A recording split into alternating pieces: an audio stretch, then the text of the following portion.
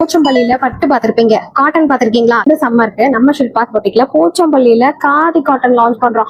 Khadi cotton இந்த மாதிரி quality எங்கேயுமே பாத்திருக்க முடியாது. நார்மல் மிஷின் வாஷ் சேலை வந்து நல்லா லென்த்தியா உங்களுக்கு இருக்கும். ரன்னிங்லேயே பிளவுஸும் வந்துடும். செம்மையா இருக்கு பாருங்க. போச்சம்பள்ளி பேட்டர்ன்ஸ் அப்படியே இந்த நடுவுல சாரி ஃபுல்லா வந்திருக்கு. பார்டர் சைடுமே பாருங்க அவ்வளோ ப்ரொஃபஷனலா இருக்கும். ட்ரை பண்ணீங்கன்னா இந்த மாதிரி கான்ட்ராஸ்டா முந்தி வந்துடும்.